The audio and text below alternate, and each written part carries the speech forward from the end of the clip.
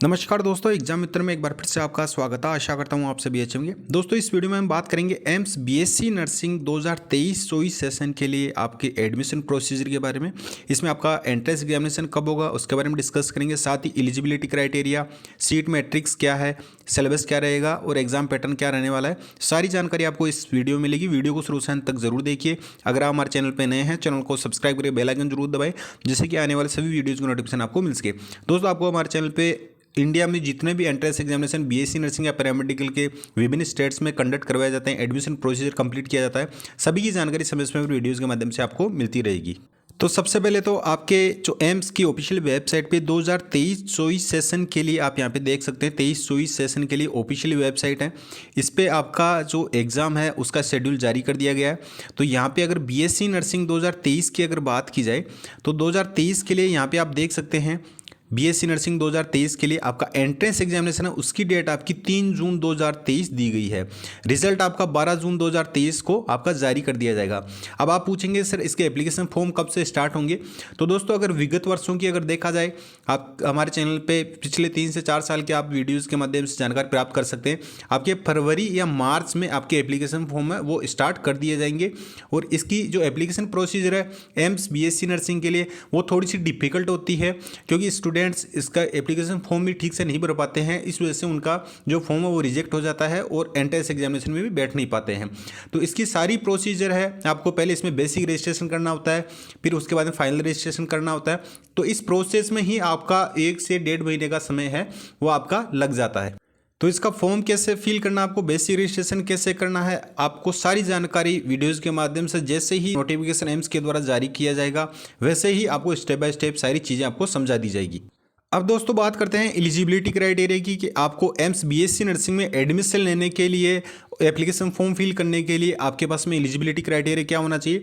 तो आपको यहाँ पे ये ऑफिशियल प्रोस्पेक्ट वो जारी किया गया है, इसी के माध्यम से आपको जानकारी दी जा रही है। सबसे पहले आपको इंडियन सिटीजन होना चाहिए और ये बीएससी नर्सिंग कोर्स है वो केवल फीमेल कैंडिडेट के लिए है। ऑल ओवर इंडिया से अगर किसी भी स्टेट से आप बिलोंग करते हो तो आप एम्स बीएससी नर्सिंग के लिए अप्लाई कर सकते हैं। 17 साल आपकी मिनिमम एज होनी चाहिए और 17 साल आपकी काउंट की जाएगी 31 दिसंबर 2023 को। तो 2023 तक आपकी 17 साल आपकी मिनिमम एज क्राइटेरिया होना चाहिए। 10+2 आपका पास आउट होना आवश्यक है और 10+2 में आपके फिजिक्स, केमिस्ट्री और बायोलॉजी, साथ में इंग्लिश आपका एक सब्जेक्ट होना इसमें ज़रूरी है। तो ये अगर आपके पास में है तो आप इसके लिए अपना एलिजिबिलिटी क्राइटेरिया वो फुलफिल कर पा रहे हैं।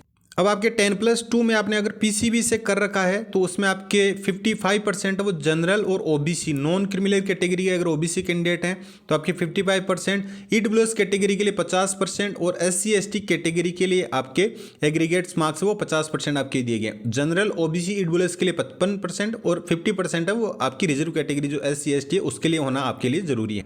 अब दोस्तों, बात करें कि बीएससी नर्सिंग में आपकी टोटल कितनी सीटें हैं। तो अगर टोटल सीट्स की बात की जाए तो 941 आपकी टोटल सीट्स हैं।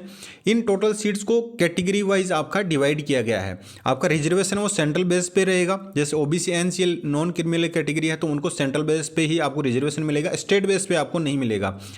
इसमें आप देख सकते हैं यहाँ पे टोटल आपके 14 एम्स बीएससी नर्सिंग के लिए इंस्टीट्यूट हैं, जिनमें एम्स दिल्ली है, एम्स बठिंडा, भोपाल, भुवनेश्वर, बिलासपुर, देवगढ़, गोरखपुर, जोधपुर, कल्याणी, नागपुर, मंगलागिरी, पटना, रायपुर, ऋषिकेश। इस बार आपके 1 से 2 एम्स हैं वो और इंक्रीज हो सकते हैं। अभी फिलहाल 2022 में आपके 941 टोटल सीटें रखी गई थी, जो आप यहाँ पे कैटेगरी वाइज आप चेक कर सकते हैं। इसका स्क्रीनशॉट ले सकते हैं कि आपकी कैटेगरी में आपके लिए कितनी सीटें रिजर्व रखी गई है। इन सभी एम्स के लिए केवल एक ही एंट्रेंस एग्जामिनेशन होता है और आपका सिलेक्शन है वो मेरिट बेसिस पे होता है। इजीली सिलेक्शन नहीं हो पाता है तो आपको कड़ी मेहनत करनी होती है और आपको जो आपका सिलेबस दिया गया होता है उसी सिलेबस के अकॉर्डिंग ही आपका सिलेक्शन इसमें पॉसिबल हो पाता है। अब अगर बात की जाए कि आपका सिलेबस है वो बीएससी नर्सिंग एंट्रेंस एग्जामिनेशन में क्या क्या पूछा जाएगा, तो इसमें आपके 11th और 12th एनसीईआरटी का कंप्लीट सिलेबस आपका पूछा जाएगा, जिसमें फिजिक्स, केमिस्ट्री और बायोलॉजी आपकी 3 सब्जेक्ट हैं वो 11th और 12th एनसीईआरटी बेस्ड ही पूछा जाएगा। इसमें फिजिक्स में आपके 30 क्वेश्चन आएंगे 30 मार्क्स के, केमिस्ट्री में 30 क्वेश्चन 30 मार्क्स के आएंगे और साथ ही आपके बायोलॉजी के 30 क्वेश्चन 30 मार्क्स के। इसके अलावा आपकी जीके का पोर्शन पूछा जाता है जो आपका 10 मार्क्स का होता है। जीके में आपका पूछा जाएगा जैसे करंट अफेयर से रिलेटेड, नर्सिंग एप्टीट्यूड या आपका जो रीजनिंग रिलेटेड क्वेश्चन हैं वो आपके क्वेश्चन इसमें 10 मार्क्स के पूछे जाएंगे।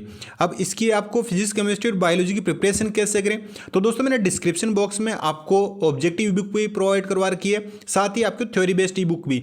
अगर आप उन दोनों को अच्छे से फॉलो कर लेते हैं तो मैं 100% आपको श्योरिटी के साथ कहता हूं कि आप एम्स बीएससी नर्सिंग में आप अपना इजीली सिलेक्शन है वो आप प्राप्त कर लेंगे।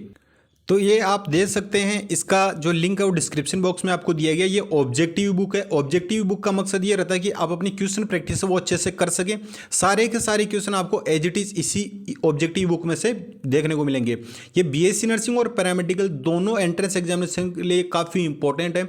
इंग्लिश लैंग्वेज में ये आपको दी गई है। इसमें कंप्लीट आपका सिलेबस है जिसमें फिजिक्स, केमिस्ट्री और बायोलॉजी के चैप्टर वाइज आपको जो भी क्वेश्चन है आपके एग्जाम प्रोस्पेक्टिव से इंपॉर्टेंट वो सारे क्वेश्चन दिए गए हैं।